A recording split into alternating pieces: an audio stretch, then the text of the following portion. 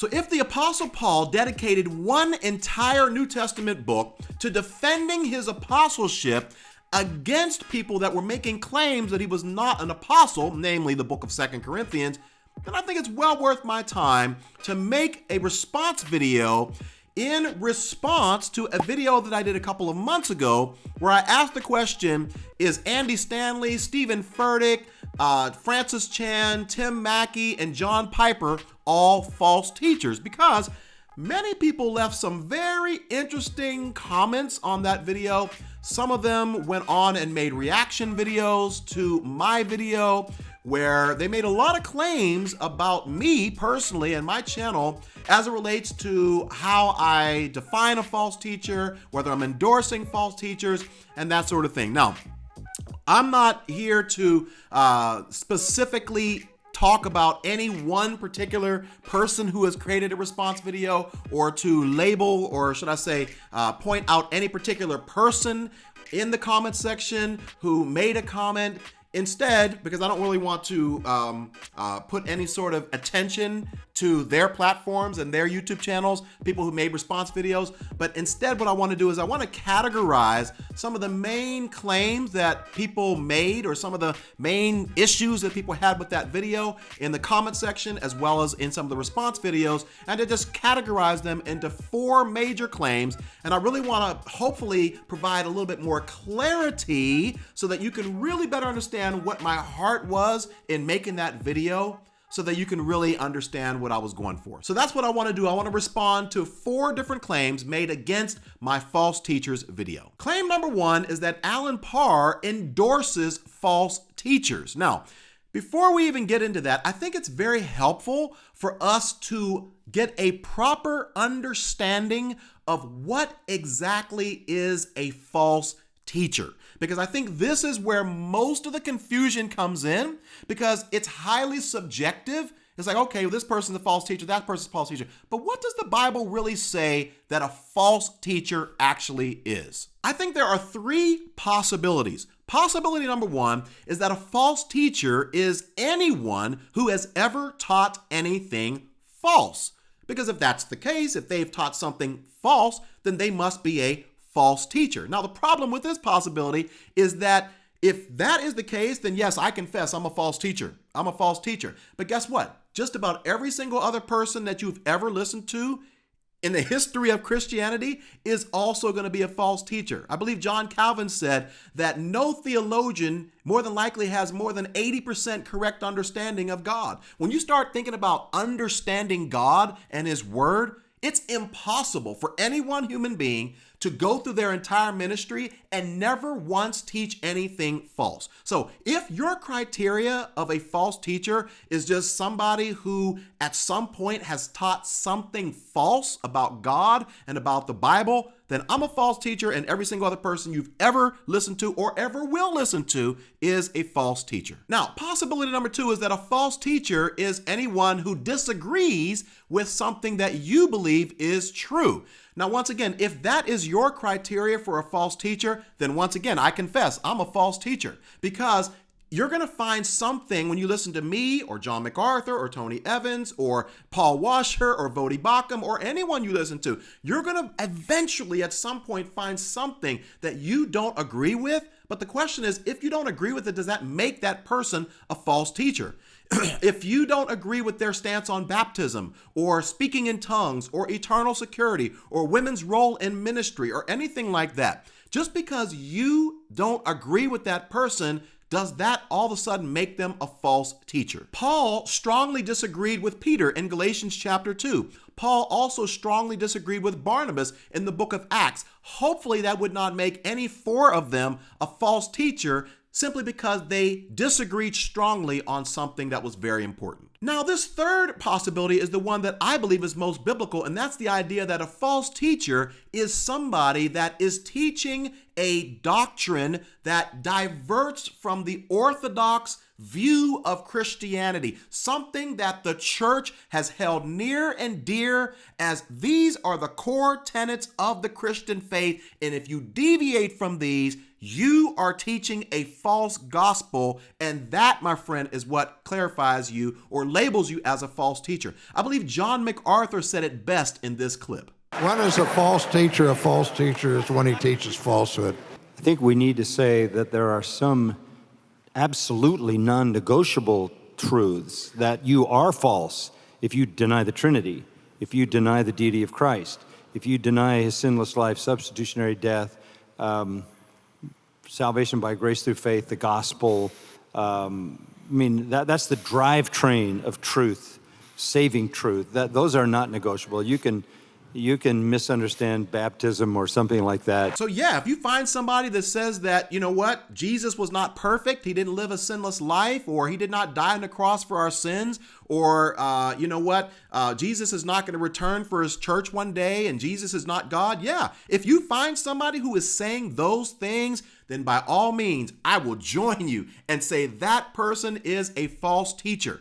But instead of just taking little sound bites from somebody's message or an article or something like that may sound like it's false or whatever, and then just painting a broad brush and saying that person is a false teacher, instead, I would encourage you to go to their websites. I've linked all 5 of the people that I originally talked about in my original video. I've linked all 5 of their statements of belief in the description below, so that you can just go to their website or their church's website and you can read up for yourself and see that, okay, this person is promoting the same things that I believe. Their doctrinal statement says the exact same thing that I believe. Now, claim number 2, Alan Parr encourages any and all believers to listen to false teachers, because after all, there's some good that every false teacher promotes, and so therefore, every believer should just listen to any person that they want to listen to. Now, in order to help us better understand this, recently I had a great phone conversation with my friend Todd Friel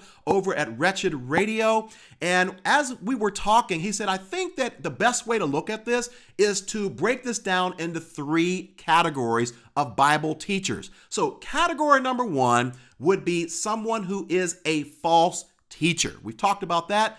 But category number 2 would be somebody who is not recommended. Meaning, you know what? I don't know if I would put them on the plate of, like they're a heretic or they're really a false teacher, but we don't really recommend that you spend much time listening to this person because we disagree on some pretty strong things. But I wouldn't claim them as a false teacher. And then the third category would be somebody who is on the recommended list, that for the most part, when you listen to that person, you can agree that what they're saying and what they're teaching is consistent with Scripture. Now, to that, I stand behind what I said in my original video. If you are a younger Christian and you've not yet developed the discernment to be able to discern truth from error, then yes, for you probably need to stick with listening to preachers that are on the recommended list. And I can provide a list of those that I personally believe are on that list. But if you're not sure that you can listen to somebody and not get bamboozled or led astray or confused or brainwashed,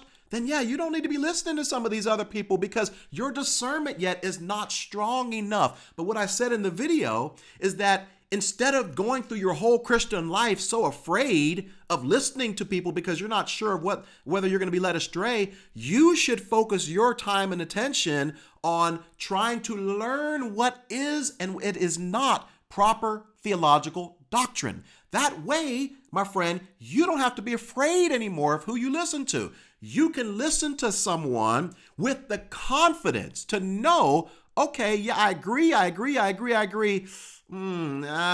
one is a little bit off because my discernment tells me that that's off. So once you develop your discernment to that point, then yeah, you're free to be able to listen to whoever you want to listen to. As a matter of fact, once you increase your discernment, I actually think it's a good idea for you to listen to a variety of Bible teachers, because all that's going to do is further sharpen your sense of discernment, because you will always be listening to every message that you hear with a discerning ear to be able to say, yeah, that's good, or no, that's not so good. And just as Hebrews says in chapter 5, with practice, you will be able to discern truth from error. Claim number 3, listening to someone that you strongly disagree with means that you are endorsing them. Now, this one is just way, way off, right? This is the idea that if I listen to Joel Osteen, that means that I'm endorsing Joel Osteen. If I listen to Joyce Meyer or Bishop Jakes,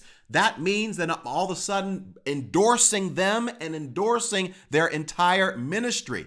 This doesn't make any sense to me, right? Any more than if I am listening to a political candidate, if you will, that I strongly disagree with, but because I'm listening to their speech, that means that I'm all of a sudden somehow endorsing them as a candidate. Listen, if I read the Quran because I would like to be more knowledgeable about the Islamic faith, does that mean I'm endorsing Islam? If I go to a mosque, or if I go to a Mormon church, or if I go to a Jehovah's Witness meeting, because maybe I would just like to experience that and I want to kind of understand a little bit about what they believe and how their services are, and God forbid, I may actually leave there with something that might help my life in some way, but because I listened to them, or I went to this mosque, or I went to this Jehovah's Witness place, or I'm reading the Quran, or I'm listening to Joel Osteen, oh, that means that I'm endorsing that person? I believe the great philosopher Aristotle said it this way. He said, the mark of an educated mind is the ability to entertain a thought without accepting it. You see, the more mature and educated you are, you can listen to somebody and entertain what they're saying without accepting it and without endorsing it. Claim number 4 is that Alan Parr thinks these men are or are not false teachers. So I saw several comments in the comment section where they were like, how on earth would you put John Piper in the same sentence or in the same category as Stephen Furtick? Let me try to break down for you what I was trying to do in the video. If you notice and you watch the video, I never once said that John Piper was a false teacher, and I never said he was a true Bible teacher. What I said was that if you go to the internet or if you go to the YouTube search bar and you type in the words, is John Piper a, you will see other people on the internet making claims that John Piper, Andy Stanley, Stephen Furtick, and Francis Chan, and Tim Mackie, all these people are false teachers. And what I did in the video, or at least what I tried to do in the video, is to try to explain why other people, not Alan Parr, why other people are making these claims that these men may or may not be false teachers. But I was very, very careful and intentional about not labeling any of them as being false, nor was I going to endorse any of them, other than I believe I said Andy Stanley I didn't think was a false teacher. But beyond that, I didn't make any clear claim to say, yes, this person is false, and no, that person is not. The whole point of the video is that that's really irrelevant. You should be working on your discernment to be able to discern what they're saying on an individual basis, sermon by sermon, is true or not. So hopefully that clears up a little bit of the confusion as it relates to my video on false teachers, but also hopefully it clears up where you should be focusing your time, efforts, and attention as well. And you shouldn't be focusing all of your time trying to label people as true or false. Instead, just develop your discernment so that whenever you are listening to whoever you're listening to, you'll be able to pick apart what they're saying as what might be true and what might not be true. So once again, hopefully that is clear. If you have more questions, please drop it in the comment section below and I'll try to further clarify. If you found this video helpful in any way, feel free to share it with a friend. Also, if you haven't done so already, I would love it if you would subscribe. Check out some of the other videos on this channel. Thank you so much for watching. I'll see you next time on The Beat.